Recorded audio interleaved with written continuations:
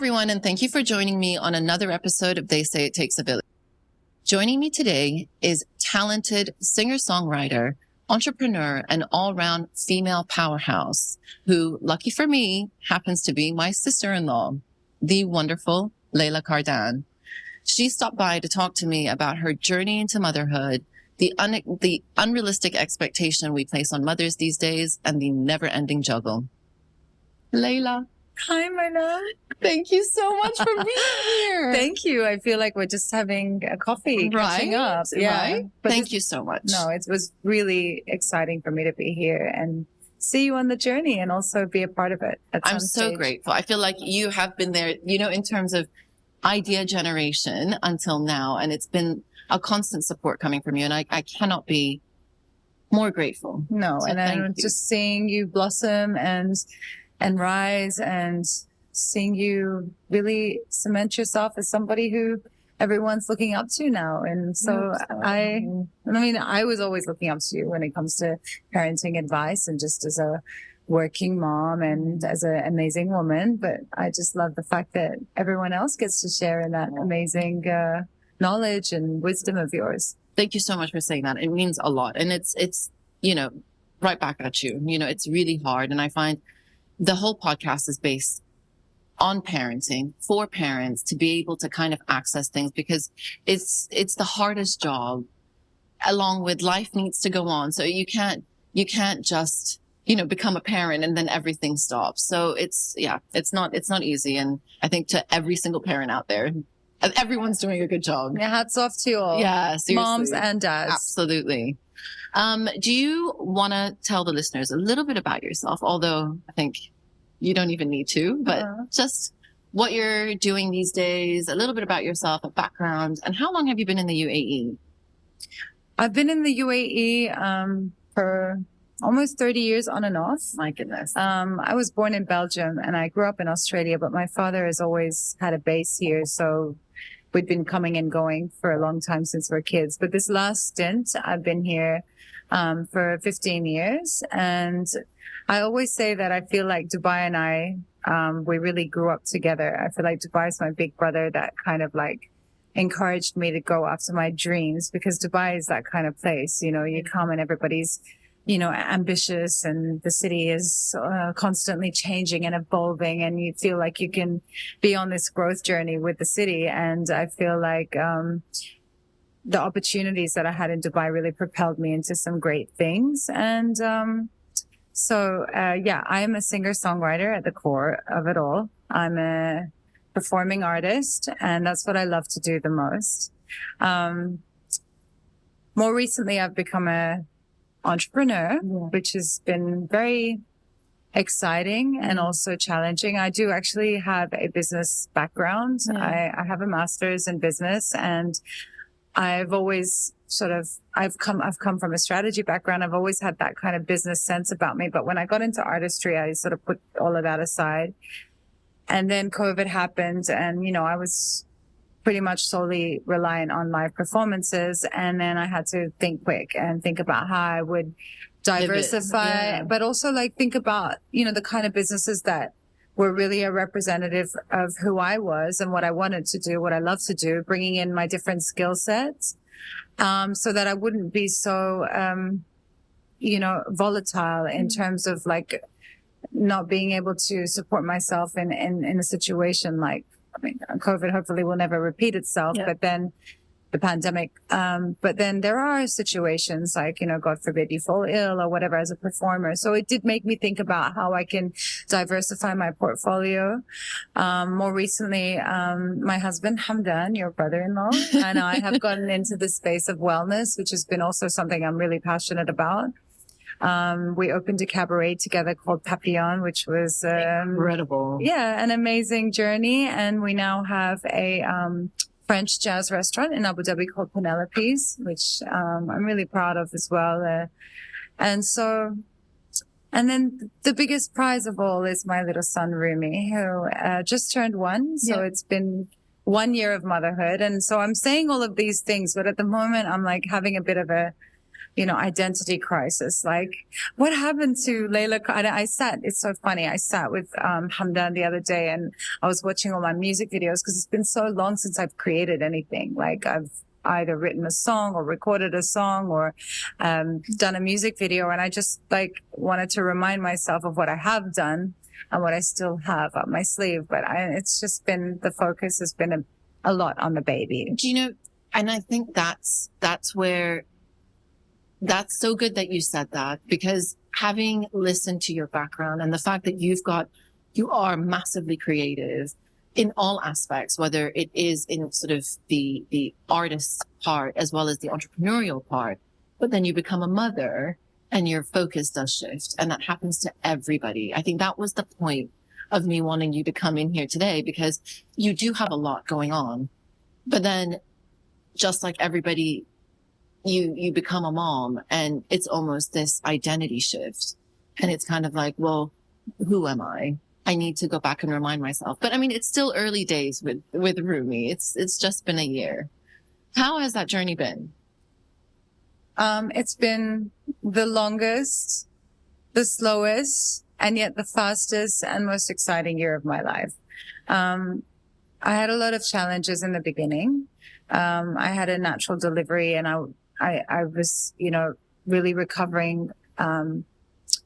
The recovery was a bit hard for me. It was a 2-month recovery. So, and then also I wasn't able to breastfeed and all of these things, which made it so difficult, because obviously you want to give your child the best opportunities. And that was a really important part of it for me. So that was really, sort of like my focus was on the baby. But then of course I was still like from the hospital bed when I was delivering, because he came 1 month early. I was there sending messages to work, like, this is going to happen at 3 a.m. You got to do this.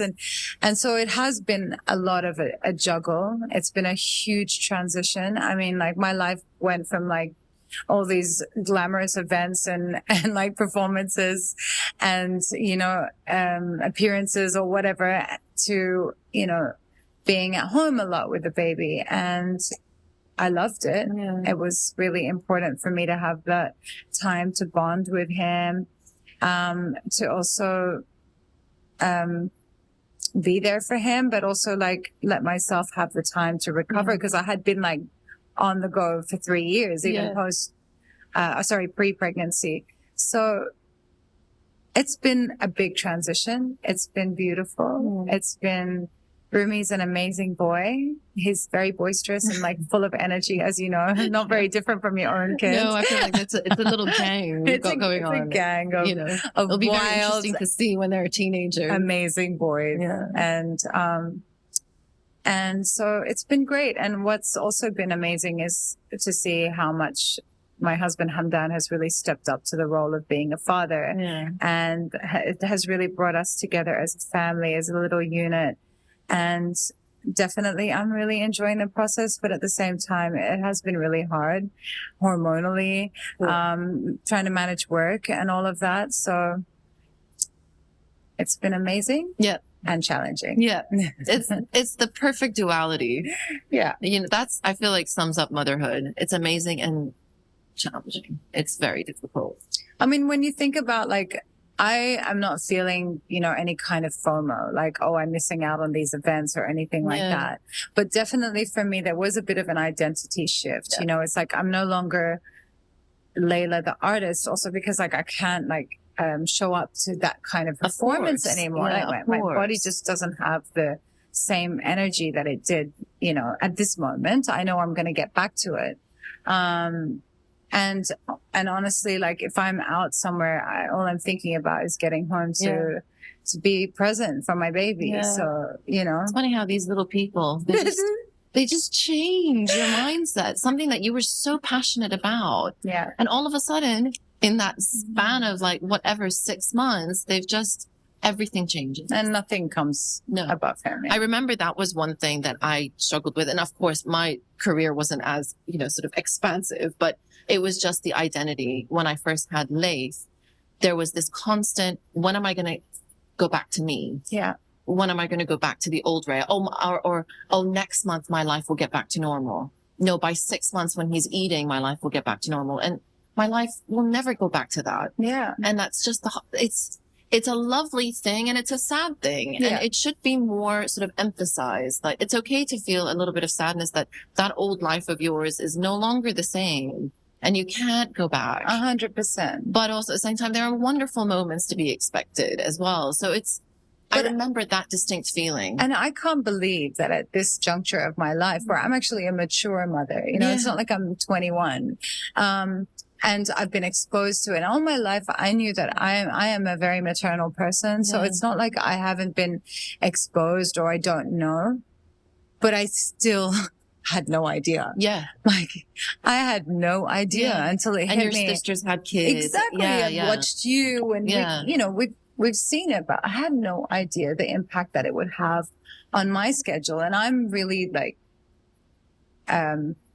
full of energy and capable of doing a lot of things at the same time. But I really had to say like, okay, I can't manage this anymore. I can't be like performing till midnight and then being up at like 5 a.m. to take care of the baby. And then, you know, also being able to be emotionally present for him. And of course I have help and that's amazing and very, very like grateful for it. Very grateful for it. I feel super blessed. But at the same time, like I still have to be emotionally on, you know. 100%. And then also when you go to perform as an artist, you also have to be emotionally on it and to be able to give to the audience. Yeah, there's a lot of that. You know, there's a lot of emotional sides from both ends. You know that you're invested into performing. You're obviously invested into Rumi. So it becomes exhausting. Yeah. Even hearing you talk about it is exhausting. No. I love that you need more exhaustion in your life. But it's so true. You know, there is two passions and something that your career, something that you've worked on, and then a little person comes along and you're somebody's wife. And, you know, it's a lot. Mm-hmm. It's a lot. Mm. Another layer to it, of course, you are in the public eye and this is a part of your life. There's almost an expectation for you to sort of keep up appearances. Yeah. Did you find that was a bit difficult? Yeah. Initially difficult. Or even till now? Even till now. Yeah. I mean, look, obviously because of the kind of work I do and the kind of work I've done with certain brands and whatever, they expect me to show up. Yeah. And I obviously like want to, but at the same time, I physically and emotionally just can't, because it's not just about like going to an event. You have to dress up. You have to be, and also like, if I'm being honest, my body hasn't recovered, you know, I'm still not, in a year. Yeah. I'm still not back in shape. And I don't want to like, you know, do the whole like hair and makeup and show up in, which is what is expected of you at such events. And, you know, I can't just like put my hair in a bun and like wear activewear and I mean, you could. No, I mean, you're very kind, but like you can't, because you've got to show up and, you know,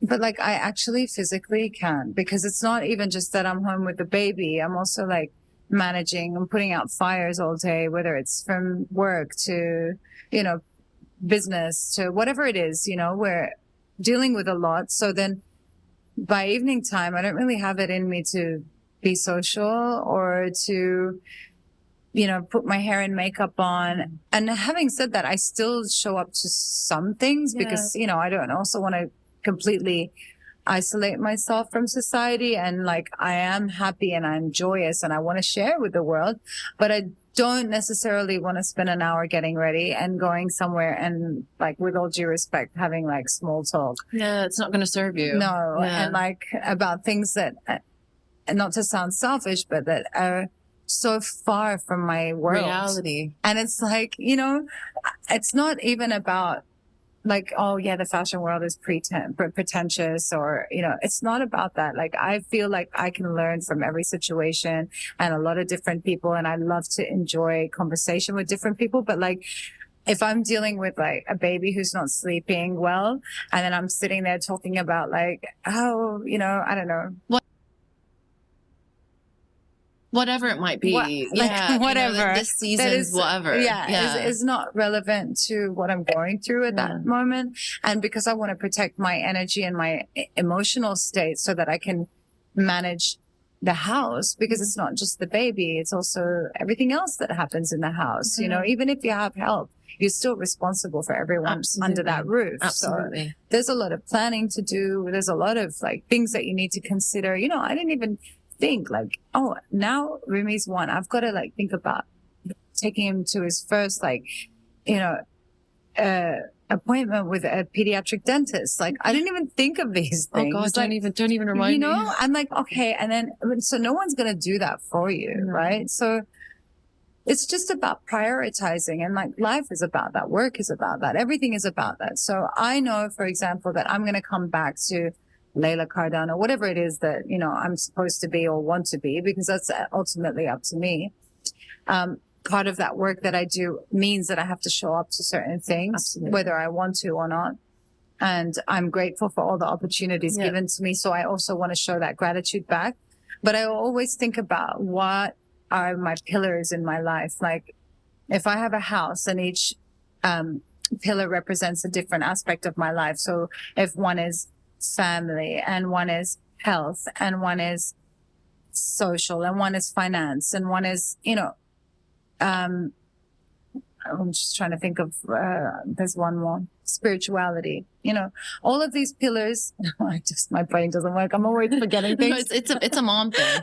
You've got so much, just too much information. Too much. Yeah. So, thinking about all of the pillars and what I need to keep those, if I see, for example, there isn't enough in my health pillar, and that means I need to take care of myself so I can take care of my family, or that I haven't spent enough time with my family.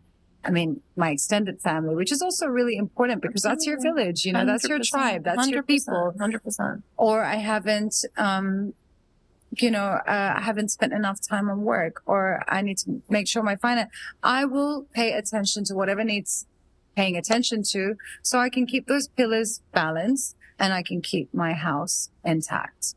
And I feel like that has been my coping mechanism throughout the last 5 years, because I have been very busy even prior to having the baby. So it's not about like, oh, if I want to be this and I have to show up to every single event. Yeah. Okay. And I'm sure they appreciate it. But at the same time, like if I'm not okay, then what's the point of doing all of this? Right. Absolutely. And it's almost like you're not being true to yourself and trying to put yourself out there, which comes up as somebody completely different. So yeah, no, it's not you yourself first, then tending to everybody else. But it's actually very interesting, the fact that you have these pillars and you're still sticking by them. I feel like that in itself is commendable. I can't say that I've been that consistent. No, but you know, just to have it in the back of your mind. Yeah. I mean, at the end of the day, some days are great and you can kind of go with, you know, whatever it is that you know, you have set out for yourself. And some days you kind of just make do with whatever gets handed to you. But to have that mindset, to be able to be like, no, that doesn't serve me. So I'm not going to put myself there. I've recognized that I'm burning both ends of the candle. I need to take a break. That requires a bit of training, you know, like people either burn out or become this like martyr to all sorts of things, whether it's their careers or their families. Yeah. To have that type of recognition, that in itself, like you should give yourself a pat on the back. Yeah. Thank you. Yeah. Yeah. I think it's important to, as a woman, as a mother, I think we're always quick to be like, yes, to everything. I'll do it. Yeah. I'll do it. I'll handle it. Yeah, absolutely. And it's almost this thing that the fear of delegating, because you can do it better than everybody else. Yeah. Yeah. And also not wanting to be disappointed, right? Because then that way you're in control of the outcome. Yeah. But it's okay to ask for help. I agree. I think it's the most powerful thing to ask for help. To be able to articulate when you need help and how exactly you can be helped, I think it's honestly a superpower. So obviously with being a mom, there's wonderful times and then there are challenging times. I'm going to ask you about the challenges. Okay. What have been the biggest? The biggest challenge of all for me has been that my son only sleeps in my arms.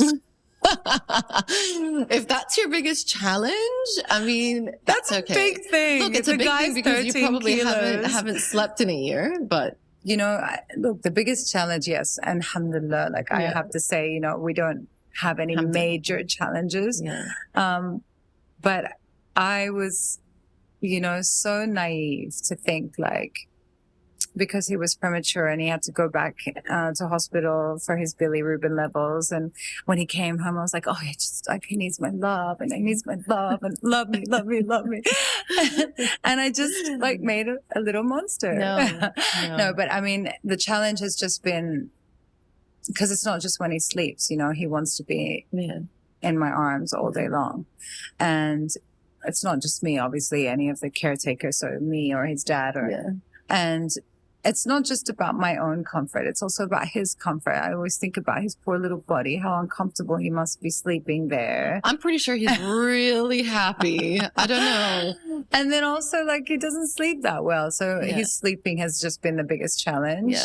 And I can see how that can sort of, I know that cascades and sort of ruins everything else. It's just like, really, because you can't also recover properly. You need the sleep. And no, you can't. Yeah. And it's been sort of like health-wise, it obviously then has had a knock-on effect on my health, because he's not sleeping through the night. I have to tend to him and I'm not sleeping properly. So I'm not recovering. And, it just makes life harder. When you're just not sleeping, everything is more difficult to absorb and digest and deal with. Yeah. Is that not a challenge? Is that not enough of a challenging situation? It's probably the most challenging situation. I feel like sleep is probably right up there for every single parent. Well, thank God. Thanks to your recommendation, I got Julie in. Yeah, now, so she's working. She's working her magic. Yeah. And there's so much around sleep, and I don't know. It's such a basic thing that we all need to do, but there's a lot of talk around sleep. Everyone has their own technique and everyone has their own recommendation. And it's one of those things that I kind of wish when I first had a baby, they were to tell me breastfeeding is hard. So is the sleep. Not everything else. The first time I ever knew what sleep training, or the correct term, sleep coaching, or whatever it is you want to call it, was, and I think about this all the time, it's like, how did I not know? Because my sisters didn't do that with their kids. Was when you started sleep training Zane. Yeah. I had like, what? I'm like, what are you doing? What is that? I'm like, it's kind of complicated. Yeah. Very complicated. But that was the best thing, is that I had you obviously to, follow and you as a guide, but no one tells you a lot of stuff. No. Like, a lot of stuff. I had no idea what an episiotomy was. Yeah. What was episiotomy? What is that? What? Wait, there's so much that goes into being a mother and birth. That is kind of like, oh, you should have probably told me that before I went into this. I actually went to see Jane. Yeah. Who's Rushford. Yeah. Who's Rushworth. been on. Rushworth. Yeah. Okay. She's been on your show as well. And I went to see her because I found out about her doing a doula course. Like 2 days before I actually 2 or 3 days before I gave birth, and everyone's talking about episiotomy. I'm like, what the hell? How do I not know what is going on? Because like, not many people around me had a natural birth. Yeah. Okay. And so there wasn't this conversation, and my mom never talked to me about such things. It's not like a conversation to be had, It's like no one wants to go there. No, the thing is also like, why is it so hard? Why is this like secret sorority? Like, just tell us what's out there. Just tell us so that we can be prepared. This is the thing. Like, just go through it play by play. It was my fault though, as well. When I was like looking down, I'm like, oh, I'll be fine. Yeah. It was not. It was not. And the one thing that I was really sideswiped was the sleep and the breastfeeding. Yeah. But you did such a great job with the breastfeeding. After what though? It's kind of like we finally got there, but there was a lot that I didn't even look into breastfeeding. I was like, oh, it's completely normal. Yeah, exactly. You just whip it out. And it is not. It is the most complicated thing. And you're getting used to it. The baby, that for me was a big challenge. Honestly, I was floored by that as well. Yeah. I was like, sitting there, I'm like, what is this pump? This is so unnatural. But like, now I'm talking to you. You're in my head. This honestly, like Beyonce, she's talking about the pump and her challenges. But that's the thing. Like, every single person goes through it. Whether you're Layla Kardan or Raya or, whoever. So yeah, everybody becomes a mother. No one's immune to it. No. I was just saying, like, I recently watched a story of Rihanna, like in a hotel room with ASAP. And like Miss Rachel was playing in the background. Now that you've explained Miss Rachel to me. How do you not know who Miss Rachel is? No, but I mean, what do you mean? Yeah, but I'm just saying, like, that's brilliant. No, and then the breastfeeding, and I mean, I was saying I was floored by the breastfeeding. Yeah. Like I was just sitting there, like crying my eyes out. I'm pumping because it doesn't matter who you are and what you've done and whatever. Like I'm pretty sure that every mother just wants to give their child the best opportunities, Absolutely. the best possibilities. And because it's so like drilled into us that, you know, breastfeeding is so important and you have to breastfeed. But like, I'm not producing any milk. Mm-hmm. Like I did breastfeed for 6 weeks and then I continued as much as I could and my baby was starving. Yeah. I'm like, I would sit and pump and I would get like 30 ml in 30 minutes. But the thing is that you don't even need to justify it. That's what irritates me. I mean, you're doing your best. And if it's not serving your mental health, your baby isn't going to be like, you know, benefiting off it. Yeah. You know, mom, 30 years later, mom, you've given me formula, but you should have given me breast milk. Like he's probably like, mom, I love you because you love me so much and we have such an amazing bond and connection. Yeah. But it's also your own thing. You're like, what am I lacking? You know, I mean, I'm full, you know, I feel full and I look full. Like, how come I'm not producing what my baby needs? And then also just feeling like I'm not adequate, you know, and that's a lot of like things to internal conflict that you're dealing with as well. Because on one hand, your baby needs to be fed. And then on the other hand, you know, you want to feel like you're trying, but when you're not actually getting anywhere. And it's not like, I mean, my mom, we're 4 sisters. She had no milk for me, but she breastfed my last sister for 3.5 years. And maybe it's the pressure and maybe it's the stress and not knowing. But I think you just have to do what's right for you. Absolutely.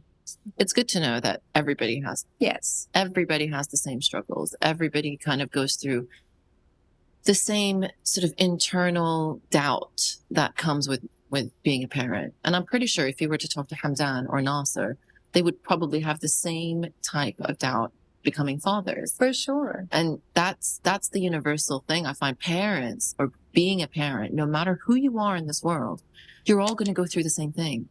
Children aren't, I feel like they're the most non-discriminate bunch of people because no matter, like I said, it doesn't, even though you're Layla Kardan, you still felt this. You still had a hard time. You still felt like, oh, maybe it's me. I want to do this. I feel a bit of guilt. So that's important. I feel like more people just need to talk about it. Of course, 100%. And that's for me, like the biggest, I guess, motivation for parents to get the help when they need the help, when they feel like, okay, well, you know what? This is getting to a point where it's unhealthy. I need to somehow figure out what I need to do, whether it's a lactation consultant, whether it's therapy, whether it's, whatever it might be, get the help in. But it's also like important to have such platforms and such forums and what you've created, because sometimes also it's so sensitive that you don't really want to ask your family, right? And it's also, you just get thrown so many opinions. It's better to maybe form your own ideas and opinions. It's great to listen to everybody. I was very open. Like whoever gave me advice, I was ready to listen, but I knew that I was going to make the decision that was right for me. But because I did a lot of extra reading and obviously like, having people like you to guide me, but that's why I feel like what you've created here is so valuable to new moms and like parents and, throughout their journey of being a parent. And even like prior to becoming a parent, I wish I had these tools before, because you only started like just as Rumi was being born. If I had such an informative platform to be able to go and like learn about all of the different elements of parenting, then I might have been more prepared, because a lot of the people that you had on, I had referenced, and so hats off to you, my darling. Thank you so much. for I really creating this appreciate amazing space where, you know, also people like me who I am a big advocate for women feeling strong and Empowered, informed. and informed. Even when I went through my egg freezing journey, I was very happy to share all of that, even though it was really personal. Yeah. Because I feel like, you know, you should be able to access such information. It's always like very taboo and hidden and whatever. It is. And it's honestly, it's people like you. You do, you know, people are listening to what you're saying. Whether they're listening or not, but I think it's like, you know, I'm also on Instagram, maybe just showing like the moments that are not curated and beautiful. They're curated, you know, on my feed, maybe not on my stories. And I don't think that's a fair depiction of what's really going on. And I don't think it's fair for people to think like, and I do, people are like, oh, you're doing so great. I'm like, really, I'm just crumbling on the inside, or some days, you know, as every mom is. It's not like, you know, and all these people that are like, I'm having the best of my life and they're like, no, you're not. Stop lying. Stop making everybody else you feel are bad. lying. Yeah. Just stop. And the thing is, you are lying. It's not like that. You know, show the real parts of it. Let people kind of maybe have a giggle, maybe be like, oh, great. We're all in the same boat. You know, this type of thing. I know it sounds really bad, but misery loves company. No, it's relatable. Not that we're miserable. It's relatable. You know, it's not like you know, obviously Instagram and social media, anytime anyone sits across the table, we talk about it and how it can be an amazing, powerful tool to connect with people, to get messages out there, to really sort of express, you know, opinion and make a change. But it can also be so detrimental and dangerous. And it's a slippery slope when you start to compare. So it's, you know, sort of a double-edged sword, I guess. But you're amazing. I love watching along. Oh, I love you. Me too. I'm so lucky. I got such a good sister-in-law. I swear, like, thank God all the time. I pulled strings. You know, in this part of the world, it ain't that easy. And we both have sisters. So it's also like when you have There is a lot of female around us. And we're both Leos, so a bit territorial, but like thankfully and thank God that, you know. No, it's a wonderful, wonderful setup and a wonderful relationship. But we can keep talking about how much we love each other. But I have a question for you. So obviously with all of this is, you know, sort of being thrown at you, the wellness stuff, the businesses, the restaurant, your sort of artistic side, Rumi's mom, Hamdan's wife. Do you balance things out? How do you balance it out? Do you kind of sort of put out fires when you need to, or is there like a method to the madness? No, I do react to situations. I have help, obviously, which that makes a lot of things easy. Having said that, the last 2 weeks or almost 3 now, I've been handling the house pretty much on my own, obviously with help from my amazing husband. But we haven't had our nanny. She went home and I tried to get a replacement, but Rumi wasn't into it. No. So I said, okay, fine. This is our chance to bond. And it's been really hard. And like, I don't want to sound like a spoiled brat, but obviously like when you have the help and then taken away from you, that makes it really quite challenging. Absolutely. No, but the thing is, in other places around the world, as a working parent, you'll have to figure out ways for child minding. But this is it here. You know, you do have help because you are a working parent. Yeah. So, you know, it's just like taking time off from work because you've got a baby at home. Yeah. So, but you're not taking time. You're kind of trying to do it all. And that's a lot. No, it is a lot. And look, the good thing is that, you know, as an entrepreneur or a business owner, is that I own my time also, right? So I can do the work when Rumi's in my arms because everything is so easy these days. I don't need to necessarily show up to something. I'm always on the phone and I'm really good at multitasking and I do a lot of things at the same time. But of course, like other things in my life have had to suffer for it, in terms of like not really having a social life at the moment and not having that much time to take care of myself, which is really important to me. But it really is not the priority right now because at this moment in time, I cannot leave my son to go to the gym because I also don't have the help. So And it's not like you can take him down there. No, I cannot. He's a mess. Yeah. And it's hazardous, you know, the whole space it's dangerous for him. But, so I have decided, like, at this moment, what needs my focus the most is what I was saying before, is like the business. We literally just opened our doors like 7 weeks ago. So that requires a lot of attention. First and foremost is my son, the house, my husband, and then everything else has to take a kind of backseat for now, including the thing that I love the most, as in, you know, work-wise, which is creating and my music and everything. And in the midst of all of this, I still find time to do like the philanthropic work that I really like to do, which is also very challenging, but very important to me as a person. But all of this is just a matter of understanding that this is not forever, and understanding that these are the sacrifices I need to make right now as we're building our family and our future and the future of our family.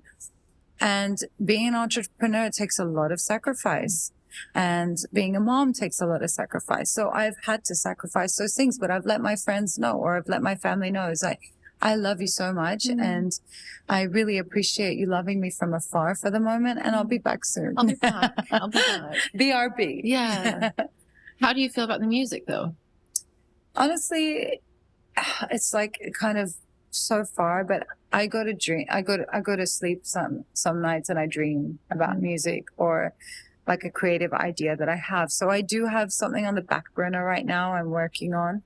But I'm just taking my time with it, because once I start to put like deadlines and that pressure on myself, it's just like another thing that it takes away from it being enjoyable and a place that you can be extra creative and sort of take that time for yourself. It'll get there. Yeah, it'll get there. I mean, you know, you're amazing at balancing everything. I mean, not amazing. It's literally just catching whatever's falling. But I think it's important to have a program, you know, and like, so yeah, you want to keep the creativity and the fun, but you need to have a program. You need to have sort of,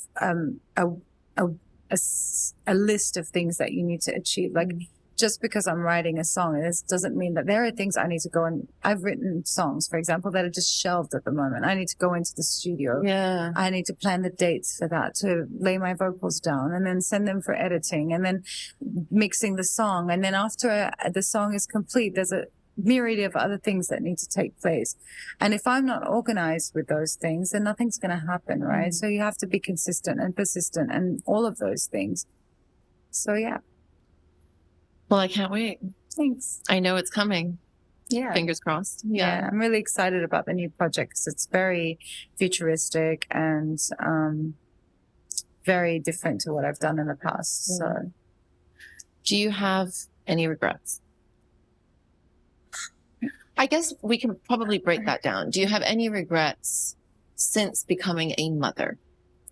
You know this, but I didn't think I would become a mom. This was a very welcome and happy accident. It was definitely not planned.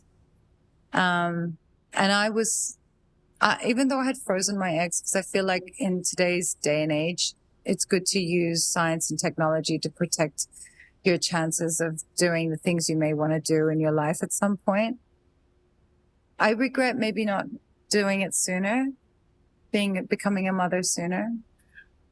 Yeah, I mean, I get what you're saying, but at the same time, that you have no control. It was my destiny for it all to happen the way it did. I mean, everything did fall into place. I mean, even for me, just paths cross for a reason. And I think, you know, you meeting Hamdan, getting married, having a baby, that came at the time that it did. Yeah. And it was all serendipitous and so beautiful and perfect. And I just like seeing this child and how, you know, beautiful he is and how amazing he is makes me want to have so many more. Well, will you? Whatever God wants, really. Like, even though I have those eggs that are frozen and, you know, just in case I need to use them, obviously I conceived Rumi naturally, thank God. And, everything went really well. But we'll see, you know, and I am really open-hearted about it. Like, even if it's just for me, I'm so grateful and happy. And if there is more, then, you know, time will tell. Then we can, you know, explore that later. But I just think that's the only thing. Although I feel like the experiences that I had in my life and the things that I learned in my life, and having a baby at a little bit of a later stage gave me an opportunity to get those things out of the way and like achieve the things I wanted to achieve. Because what I've learned today is that it's very hard to do everything when you're a mom. And then also to have the wisdom and the learnings to be able to pass on to my son. And it's no longer, you know, the days where like there's so much pressure. I feel like when I was 20, I was already thinking about my kids and what I was going to call them and, you know, who they'd be. And I'm like, wow, that's a lot of pressure for young women. Like, live your life, become who you want to be, experience the world, travel, and then settle down and have a baby when the time is right. And this, you know, this whole thing of, you know, women having a time frame in which children are, you know, they should be conceived, but obviously come, you know, fertility treatments and egg freezing, that is possible to extend it to the point where you are truly ready, so that you're not having to go back and think, I didn't do this because of having a baby. And I do regret, you know, having a baby too soon or something like that. So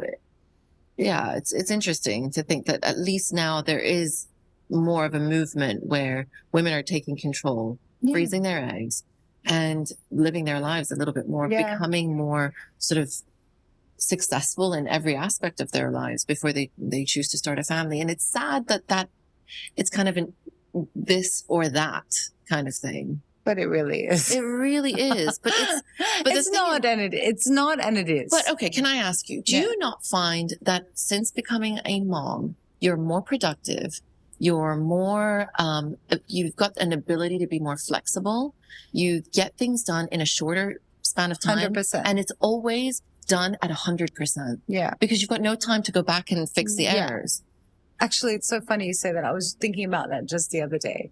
And I'm saying all of this, but then there's people like Rihanna who's like performing the Super Bowl at like 4 months pregnant with a child. Yeah. And that's what I'm saying. Like, so she's making it happen. I'm not saying that you can't, but you're right. I was thinking about this. I'm like, I feel so much more purposeful now. I feel so much more like ambitious, and like in the sense, like in the day when I get up, I know I have to achieve a certain amount of things and I go for it. Yeah. I would procrastinate a bit more. If you were kind of just, I'm like, oh, tomorrow will come. Tomorrow will do. Yeah. And in your mind, you know, even things like the smallest little thing, you've got a window, but you're not going to take away time from the kids. So you've got it packed so much in that window that you also expect the people around you to be as efficient and as productive. And it's really frustrating when it's not, because you're like, whatever time I'm spending here right now is time away from my children. Yeah. So this is the thing. I always find that after becoming a mother, I became honestly like a bit of a factory. Like, you were like a superpower. Like, input, output. There was no messing around. And you feel that as well. And it's awesome. It's really unbelievable. And the thing is, I even say at work, when you're looking to hire somebody, if they're a mom, I'm always like, yes, 100%. Yes. You know that she more is people going like to, you in the workforce. Yeah, like she is going to be on it because she just doesn't want to waste time. She's not going to be sitting taking 2-hour lunch breaks because she probably wants to get home to her kids. So whatever deliverables are there for the day, she's going to get them done way in advance. Yeah. So this is the thing. And I don't know, I just find that.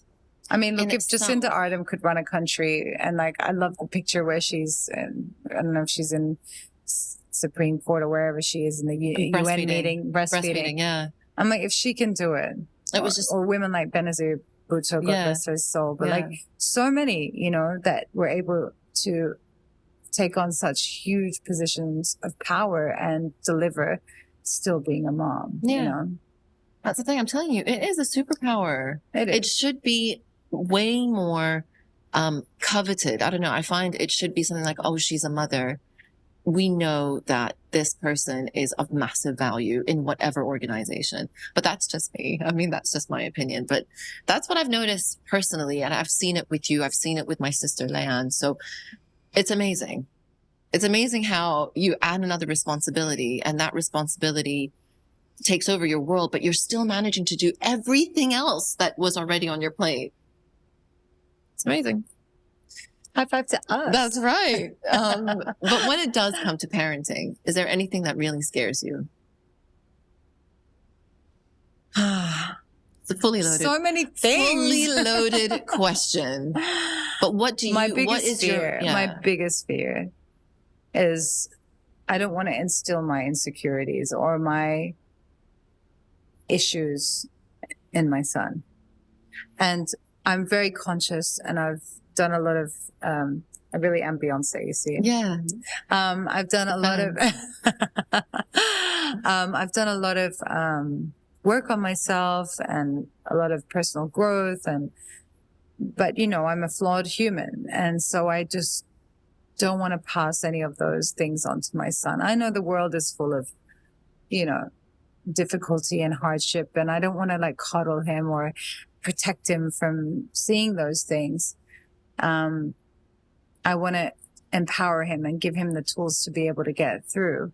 But I'm conscious that I don't ever want to, you know, pass on my insecurities onto him.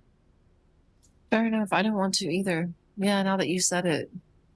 But what's your biggest fear? I think it's that. It's, you know, something that I've passed on to him that is a negative trait. Yeah. That's something that you know, as we grow older, you kind of can pinpoint what are traits that you can work on that you don't really love. I don't want to pass on those. I love all the wonderful parts of my personality. There are many. Well, I mean, hopefully, or at least what I sort of portray, but it's those, you know, that the things that you want to work on, and it's the things that you don't really want your children to have. Yeah. I don't believe in perfection. And I believe that, you know, I love to see the character of my son, you know, developing. And sometimes like I would look at other babies that were more chilled, and my son would like, you know, story of my life. Right. Our boys are like that. I mean, it's probably genetic. It is. We'll blame Hamdan and Nasser. Exactly, guys. Yeah, because the other kids on the other side are like a lot more chill. Yeah. But I would look at the kids that were more sort of relaxed and just be a little bit envious for a second. And then I just like, I mean, you're celebrate. human. No, Yeah. but then I was like, no. I celebrate Rumi for all that he is and his incredible, you know, larger than life character, which can sometimes be testing for me. Oh, yes. And I don't ever want him to, like, I grew up in a very disciplinary household, and I don't know. I've met your mom, and she seems so lovely. She's amazing, and she did the best that she could. But like having 4 crazy girls, you know, in Australia has its own challenges. But I think, you know, I'm not seeking perfection, and I don't want him to be perfect. I want him to be whoever he wants to be, as cliche as that sounds. I really don't want him to I don't want to live my dreams through him. Yeah. I want him to be whoever he wants to be. But I don't want him to take on any of my baggage. Yes. 100%. I'm 100% with you. Let them So how do we not do that? I don't know. Let's just keep chatting every week. We'll tell each other about the baggage. Is there anyone you have on the show that I can like listen to? No, I mean, you know, we're only humans. No, so. that's the thing. I also find that aspect of it, you know, to show human, like, so for example, over the weekend, I mean, I lost it, both of them. I mean, they're really trying age at the moment. And I got really, really angry and I shouted. Then I felt so bad after that because he turned around and said to me, "Mommy, I'm sorry." And then I was like, "Oh, I would rather you not say I'm sorry because it just was like a dagger to the heart." But he understood. And then, you know, it came to me, you know, talking to him about the fact that I'm sorry, you know, I'm also human. I've got these big feelings. Sometimes they come out that's not the right way to deal with them. I shouldn't have yelled at you and your brother. And it was almost like properly like sitting down and apologizing. And what's even more sort of heartbreaking is that he's like, it's okay. You know, they just have no resentment or anything like that. And that kind of clicked in my head. I'm like, I have to be careful. Like, they're going to take whatever you give, you know, whatever behavior, whatever, you know, way of speaking to them, they'll accept it because they love you. And in their eyes, you're this larger than life superhero human being. Exactly. So of course there are moments, and there are plenty of moments, but it's almost like I am a bit more mindful now of not losing it as much, you know, just because. Yeah, but the fact that he came and said sorry to you is also very telling of the way you know. I felt guilty. I'm a lot of guilt. I'm sure. Yeah. I am sure. Yeah. And so that was, I don't know, that was what happened before. And I was like, oh, I'm not going to do that again. Yeah. So now it's kind of like, I just take a break. I'll go into the bathroom for 5 minutes. Okay. You know, I'll keep you posted as to how that works out. What would you say is your proudest moment being a mom?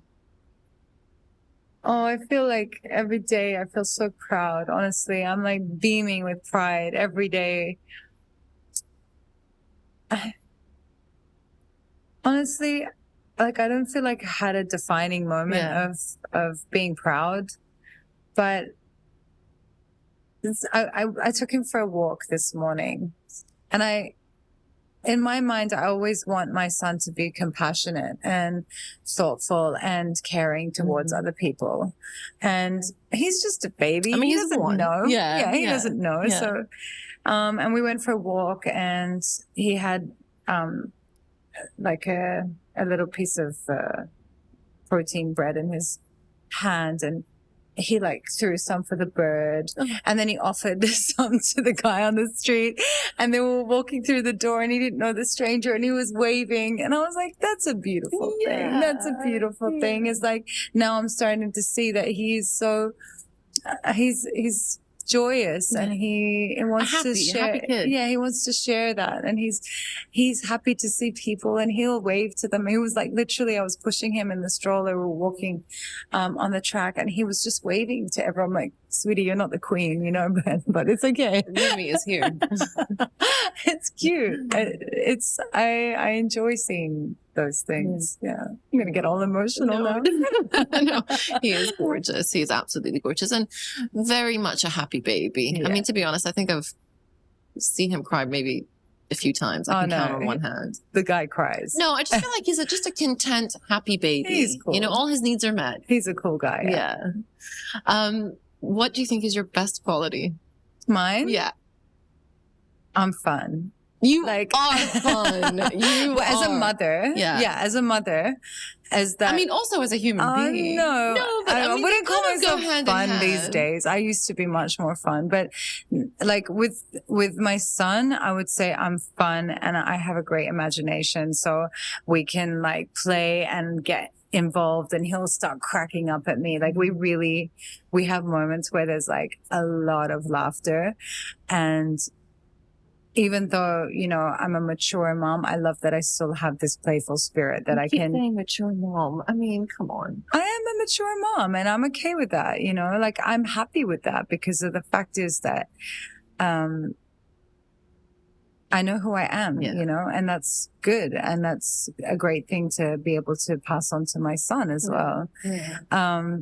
But yeah, so I like the fact that we can play and have a laugh together. That's so lovely. Yeah. I feel like that's childhood. You're shaping his childhood. Yeah. So always remember that. Or maybe I'm just never growing up. No, I was going to say Peter Pan syndrome, maybe. Exactly, 100%. What do you think is something that you want to work on? Whether it's as Layla or as Rumi's mom. I believe or Hamdan's wife. Yeah. Not that those are your only. Hamdan's wife is in what he should work on. Yeah. I think that, you know, if we're not growing, we're dead. Right. So it's important to be ever evolving, ever changing, ever enlightening ourselves spiritually and emotionally, and becoming more patient. But I think my biggest thing is just I've had a little bit of a challenge because I've always been very calm and chill and absolutely zero fear. But after Rumi was born, I've become quite anxious. Like driving on Sheikh Zayed Road makes me want to vomit every day. That is very anxiety driven. I mean, that's just a normal reaction of driving there. It's like, and I don't want to be like passing on this fear, to my son, because I grew up fearless. I was like fearless of everything. And that was partly because of the way my father would always like give me this, feeling of like that I was invincible, which served me a lot throughout my life. And suddenly I've become just so like, oh my God, like, and I just want to work on that for now. Do you think that's after becoming a parent? Yeah, it is 100%. It's like, I was never like this before. But you're kind of accountable to somebody. Well, so right. And my husband is a wild driver. Yeah. I mean, okay. Aside from the trips down to, so I now know that you'll always opt for the side streets as opposed to the big highway. Not always, but okay. We can't drive from the Palm to Business Bay on side streets. We'll never end up getting anywhere. I mean, aside from the anxiety of driving. Yeah.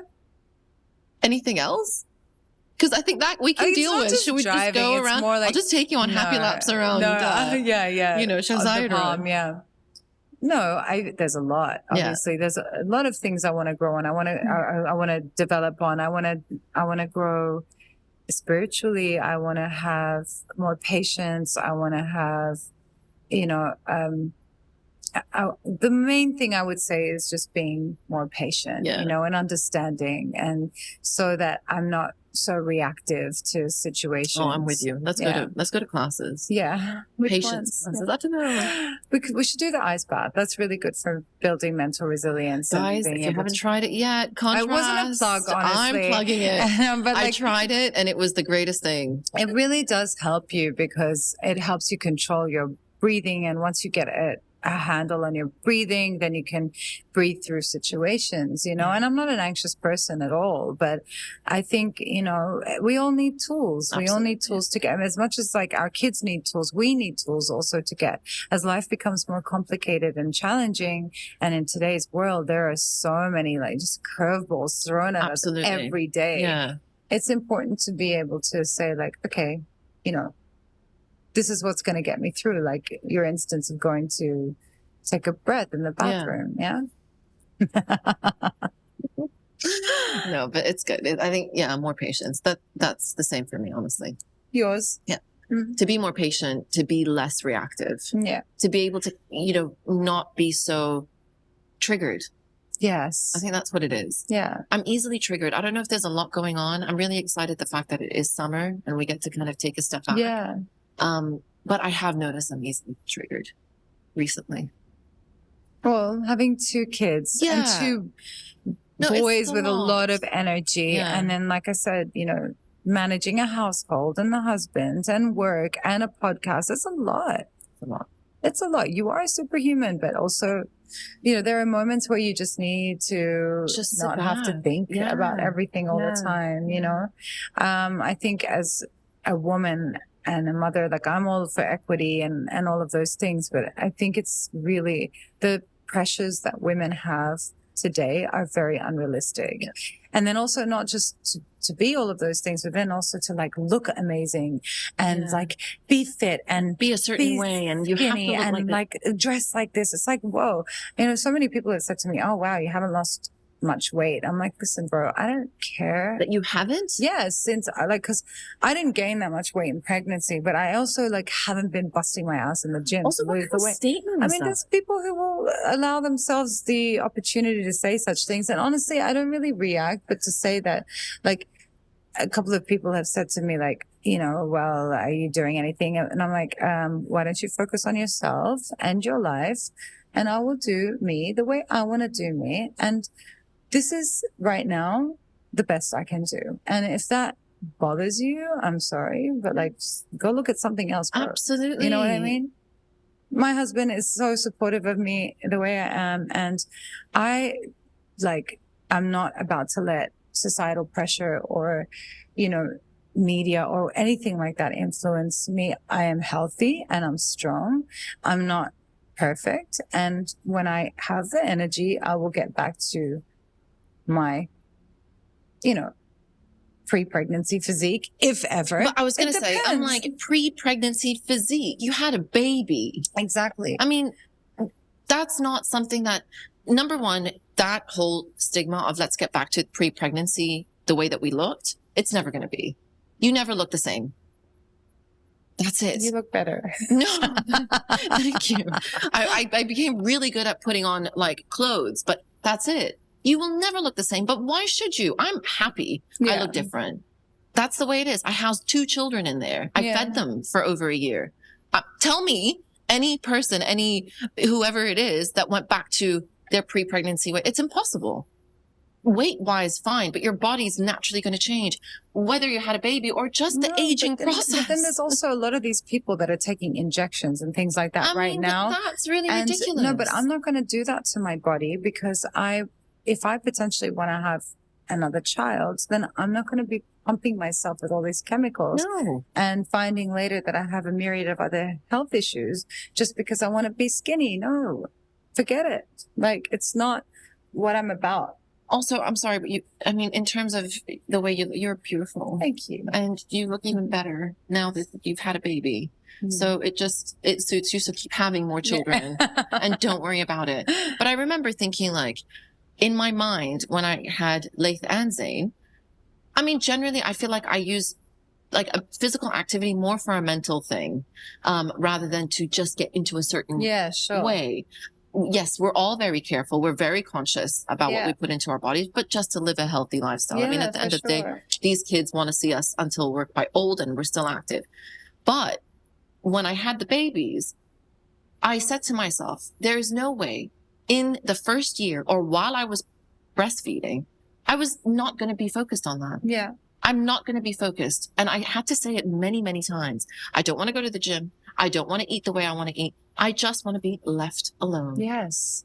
But then that's me who's not on Instagram or in the public eye. So I can imagine with you, that's hard. Yeah. To be able to just kind of be like, just give me a minute. Yeah. It's hard. I don't know how you do it. It's honestly. hard. Yeah. It's hard. Well, especially when you get like, not that I even listen or absorb the feedback, but like, you do think like, wow, that's like a very ignorant thing to say to a woman that's just like you said, like housed a child and is like continuing to try to do her best to show up for the child, like mind your own business. Absolutely. I feel like you deserve a round of applause, honestly. Thank you. In my opinion. I feel like this is like a perfect segue into what advice would you have to mothers, women who are trying to kind of do it all, really? I wouldn't say do it all, but trying to, to mothers and women who are trying to be true to themselves, but also to their families. Look, I can't say that I'm the best role model with that, but I feel like, just to reiterate what I said before, is to always check in to, my house has those certain pillars, but someone else might have, something else, like maybe they have a pet or I don't know, they like to travel or whatever it is. And those are the most important things, but just to check in and see like which pillars of your house is missing a certain level of attention and energy to make sure that you do have some kind of a balance and that, if you, like me, for example, I'm like, oh, my son needs me, but like, he doesn't need me 24/7, he has other people in the family, like our mother-in-law is a gem. So lucky to have her. She's amazing. Yeah. She's so helpful. She's always there, and she wants to. So I'm always like, oh, I don't want to burden her, but like, actually she wants to. It gives her joy. So like, just give her the opportunity. We have the help. Like, I don't always have to be around. So just thinking about like what is realistic rather than just trying to be a martyr all the time. It's like, no, I have to suffer for everyone else to be happy. No, that's not the reality.